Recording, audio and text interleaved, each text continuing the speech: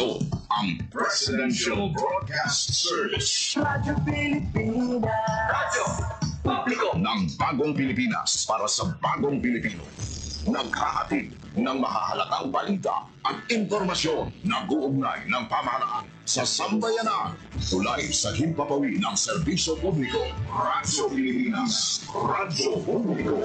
Ang boses ng Pangulo sa Iloilo. Radyo Pilipinas. 585 AM. Oras sa Radyo Pilipinas, alas 4:03 sa hapon. Gikan sa hulog balitaan sa PBS, Radyo Pilipinas, Iloilo. Gintipo sa bukos na pwersa sa News and Public Affairs Division. Mga pagsaysay sa mga hitabo o aksyon, mga pananawan, kag desisyon, mga hibubunod sa napituhan na sektor, mga danagpong nga balita, diri sa Iloilo, at mga bahid sa kabisayan nagkatungdan. Mga balita na natipon sa sunod sa naligan ng 24 oras. Inyo mapatian sa Headliners Watch. Kagkaroon, yari ang inyong PBS News Team.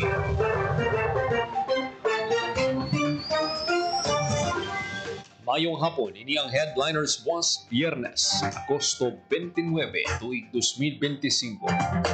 Kayang inyo tagbalita, Joseph Paul Nobleza Tarosa. Kagkaroon sa mga Pangulong dinala. DPWH 6 paday na monitoring sa estado sa mga flood control projects sa Rion 6. Kabalaka Expo sa CDRRMO nagbukas na subong adlaw. Duha ka mga dalagko nga proyekto sa distrito sa La Paz gain turnover sa Iloilo City Government. Senior citizen na bungguan sa truck sa La Paz patay. Jail warden sa Negros Occidental District Jail voluntaryo ang nagpanaog sa pwesto. Mga PDL sa Metro Bacolod ug San Carlos City District Jails negatibo sa surprise drug test. Pagpasangkat sa kampanya kontra ilegal nga droga sa probinsya ng Iloilo na istoryahan sa pagbisita ni PDS Director kay Governor Defensor. Kagkaroon sa detalye na sa aton mga balita. Radyo Pilipinas. Radyo Pilipinas News.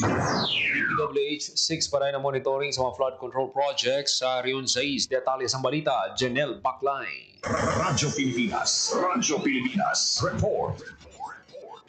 Padayon ang monitoring sa Department of Public Works and Highways sa tanan ng mga flood control projects sa Western Visayas, labi na ang may reklamo sa Office of the President. Ginpahayag ni DPWH6 OIC Director Joel Limpenco sa interview sa Radyo Pilipinas Iloilo, ilagiliyon na inspeksyon ng mga proyekto agi na report sa sumbungan ng Pangulo website.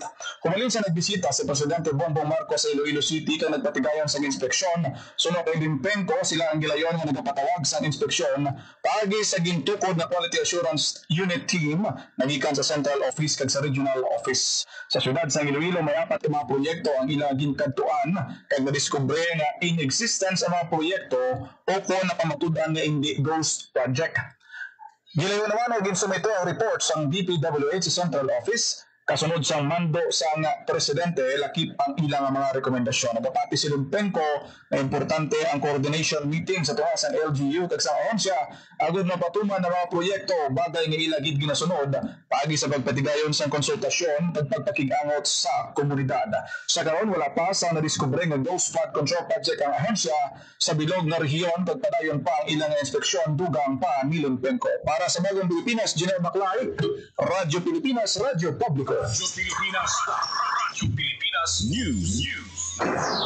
Kabalaka Expo sang CDRRMO nagbukas na subong adlaw. Nagapanumbalik sa detalye sa balita, Janelle Baclay. Radyo Pilipinas. Radyo Pilipinas. Report. Nagsugod na ang Kabalaka Expo sa pagpanguna sa Iloilo City Disaster Risk Reduction Management Office. Sari-sari nga mga organisasyon na nagbuylog sa duha ka adlaw ang kahiwataan halin Agosto 29 to 30 sa Convention Drive Iloilo Business Park Mega World Mandurriao. Makitaan ang nagkalain-lain na exhibit sa pila ka rescue vehicles kag equipment sa diin yara sa 22 ka mga exhibitors sa local government, academe, civil society, private sector sa nagpasako.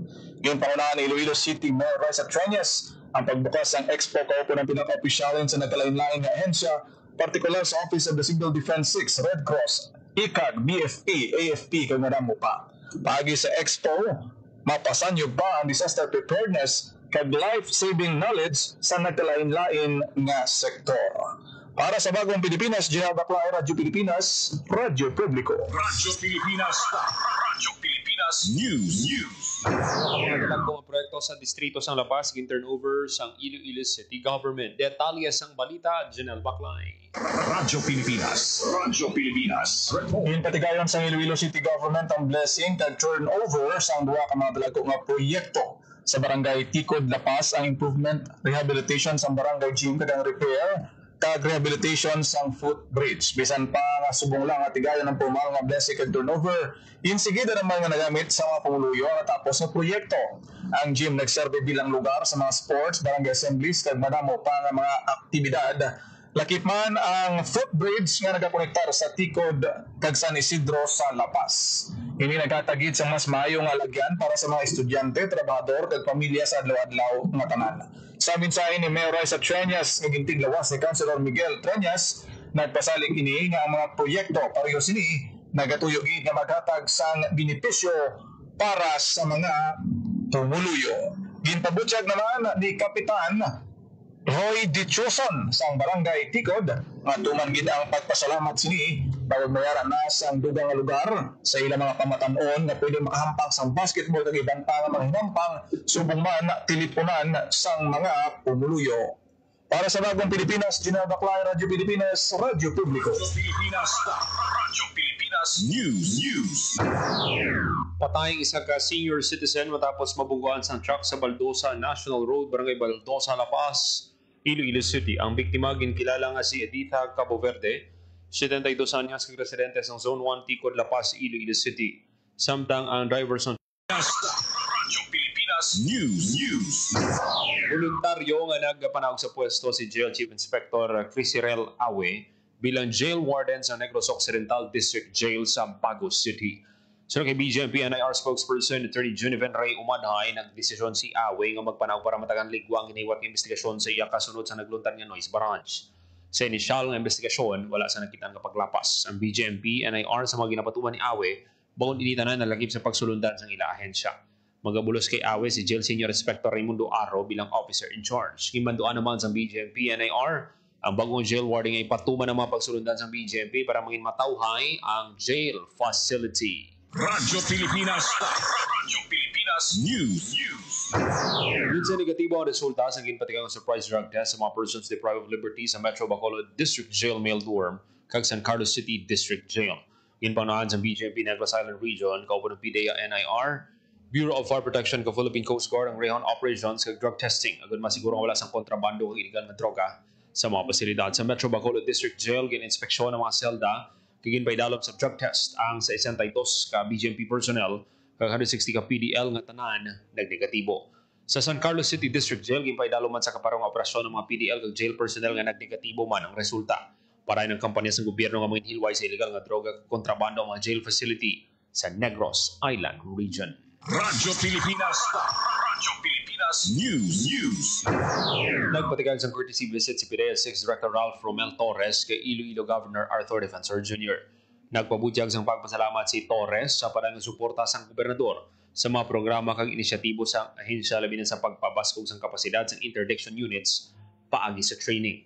Sa paghiwat sa training, madugangan ang hibalo sa mga operatiba nga makabulik sa epektibo nga anti-drug campaign. Ang oportunidad ba ng pagbisita ni Torres sa Kapitolyo o istoryahan ng anti-drug campaign sa probinsya, barangay drug clearing program kag kolaborasyon para mapadayon ang kampanya batok sa illegal nga droga. Radyo Pilipinas. Radyo Pilipinas News.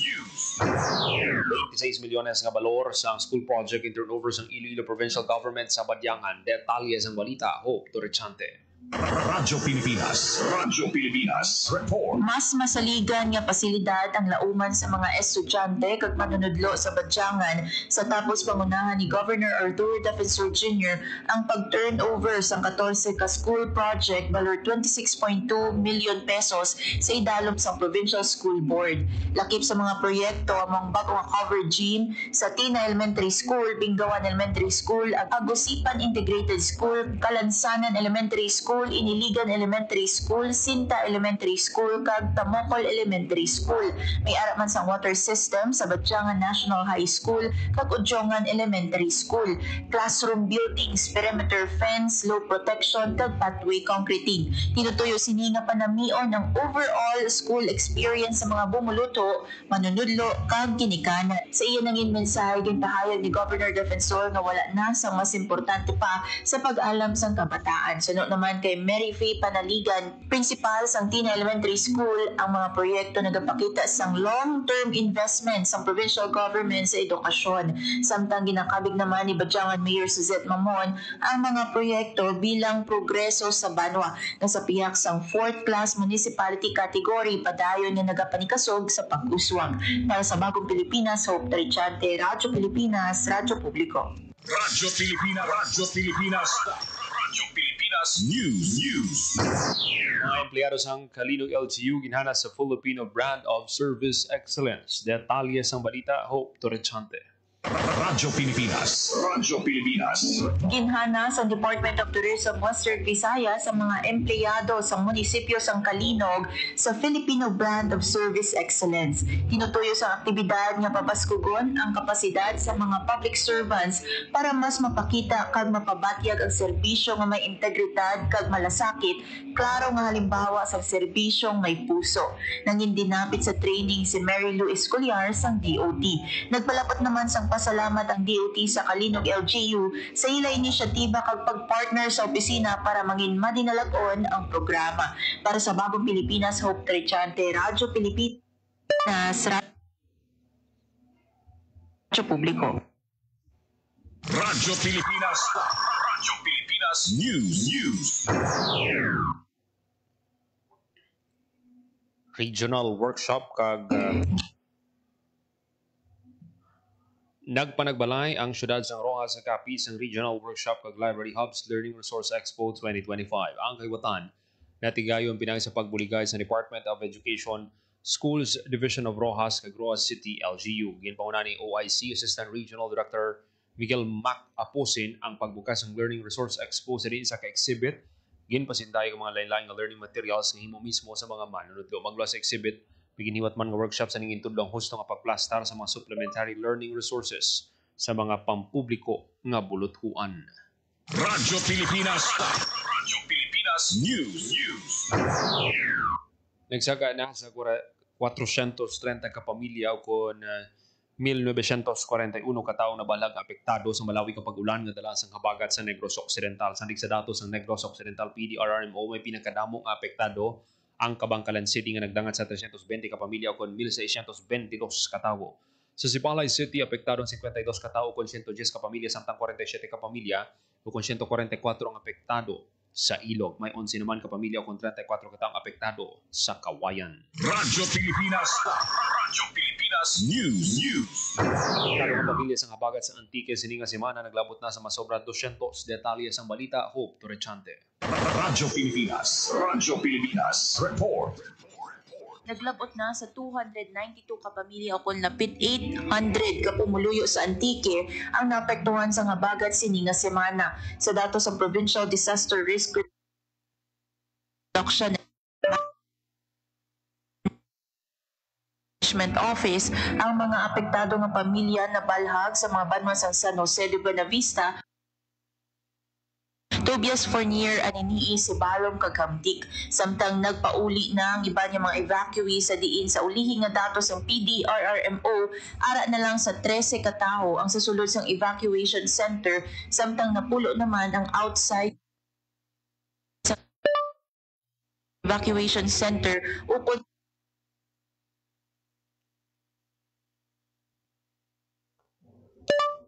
Radyo Pilipinas. Radyo Pilipinas News. Radyo Pilipinas. Radyo Pilipinas News. Nagdangat sa 150,640 pesos ang kabugusan nga kita nga nabala sa Department of Agriculture Western Visayas sa giniwat nga kadiwa pop-up store sa West Visayas State University, Iloilo City sa Agosto 28. Ang aktibidad ginpasapupan sa mga agripreneurs kag mga katapos sa mga farmers, cooperatives and associations takip sa mga nagpakigbahin sa kadiwa pop-up store among AJ Dried Fish, Tubungan Vegetable Producer Association, SM Mart, Parolas, Idle Lands, Leon Bagsakan, Army's Ice Cream, Kimchi Kim, Dumangas Barotac Mushroom Growers and Processors Association, Smart Greenhouse, Mount Joe, kag Produkto di Iloilo. Ang Kadiwa Pop-Up Store naging isa na sa masaming aktibidad sa West Visayas State University kag nangin palagyan sa mga mangunguma para mapakilala ang barato kag preska nga mga utan, prutas, kakanin, kag processed food. Radyo Pilipinas. Radyo Pilipinas News. Naghiwat sang labing unang Arbo Summit kag Cooperative Registration Caravan ang Department of Agrarian Reform Negros Island Region. Ang aktibidad gin pakigbahinan sang Agrarian Reform Beneficiaries Organizations gikan sa Negros Occidental ning bisita sa aktibidad si DAR Undersecretary Joseph Angelo Martires nga nagpasalamat sa papel sa mga Arbo sa pagtibong sang pungsod. Isa sa mga highlights sa summit ang pagpanagtag sang kagamitan kag makinarya sa mga Arbos bilang bulig sa pagpasanyo sang produksyon kag paglamot sang seguridad sa pagkaon. Radyo Pilipinas. Radyo Pilipinas News. Natakpan sang Sapian Municipal Police Station ang provincial level top 2 most wanted person sa barangay poblasyon sa Sapian, Capiz. Ang suspect ginkilala nga si alias Boy, 26 anyos, kag residente sang Sapian, Capiz. Si alias Boy may warrant of arrest sa kaso nga statutory rape within issue sa RTC Branch 21, Mambusaw, Capiz. Ang madinalagon nga operasyon ginpatigan sang Sapian Municipal Police Station, Capiz PPO Tracker Team, Regional Special Operations Group, kag Regional Intelligence Division 6. Radyo Pilipinas. Radyo Pilipinas News. Radyo Pilipinas. Radyo Pilipinas News. Ang Iloilo City Police Office nagpatigayon sa intensified campaign kontra illegal drugs. Sa diin 7 ka high-value individuals kag isa ka street level ang nadakpan sa 4 ka separado nga buy-bus operation sang Agosto 28 nga nagresulta sa pagkakupiska sang 350 grams sang suspected shabu. Ang unang operasyon ginpatigayon sang alas 12:15 sang kaagahon sa Zone 4 Barangay Kaingin, Lapas nga nagresulta sa pagka-aresto ni alias Toto Aching, 32 anyos, kag residente sang ninabitan nga barangay. Na-recover sang kapulisan ang ginabanta 75 gramos ang suspected shabu, marked money, kag other non-drug items. Ang ikaduhang operasyon ginpatigayon sa Zone 10 Barangay Kalumpang, Molo. Sa din nadakpan sang Iloilo City Police sa Station 4 ang 4 ka high-value individuals na sanay alias Jack, alias Inchik, alias Renboy, kag alias Nene. Ang tanan mga residente sang ninabitan nga barangay nakuha sa ila posisyon ang 60 grams ang suspected shabu, buy-bus money kag pila ka non-drug items. Ang ikatatlong operasyon ginpatigayon sa Mulyoloni City, Barangay Legazpi de la Rama City proper sang Iloilo City Police Station 1 operatives.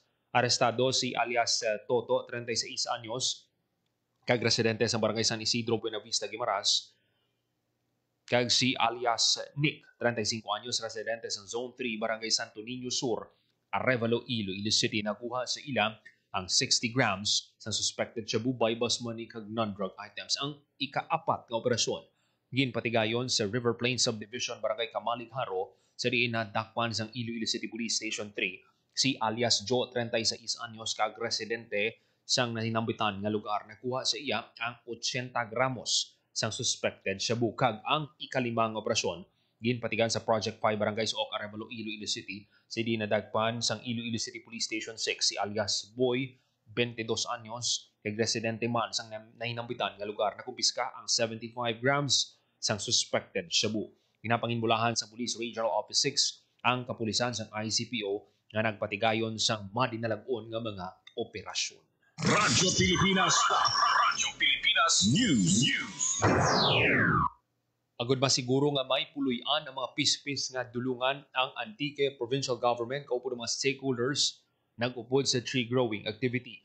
Inang uli nga lihok sa pagsaulog sang Dulungan Month 2025, sini nga Agosto sa iya mensahe, nagpanawagan si Vivian Marfil, Environment and Natural Resources Officer sa UPENRO sa mga Antikenyo nga buligan nga pangapinan ang dulungan, ang provincial bird sang Antique. Nagupod man sa lihok ang Philippine Army, Philippine National Police, MENRO, Patnogon, kag Bugaso, Department of Agrarian Reform, Bureau of Jail Management and Penology, kag Bantay Gubat, sang San Remigio.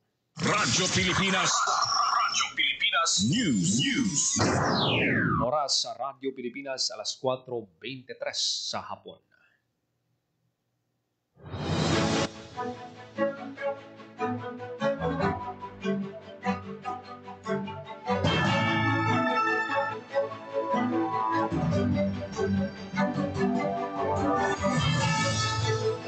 Ito manatipon ng balita sa PBS Radyo Pilipinas Iloilo News Team, Biyernes, Agosto 29, 2025. Para sa Bagong Pilipinas, Joseph Paul Noblesa, Tarosa, Radyo Pilipinas, Radyo Publiko. Ang inyong tulay sa himpapawid ng serbisyo publiko, ang Presidential Broadcast Service, Radyo Pilipinas, Radyo Publiko. Radyo Pilipinas. Radyo Publiko. Kinilala ng pag-international at prestigyosong Asia Pacific Broadcasting Plus Awards 2025 para sa kategorya ng Government Streaming. Ito ay dahil sa epektibo nitong pagsasanib ng mga tradisyonal na media tulad ng telebisyon, radyo at print para masabayan ang mabilis na pag-inog ng mundo ng digital at social media tungo sa mas epektibong paghahatid ng mahahalaga at napapanahong mga impormasyon sa mamamayang Pilipino.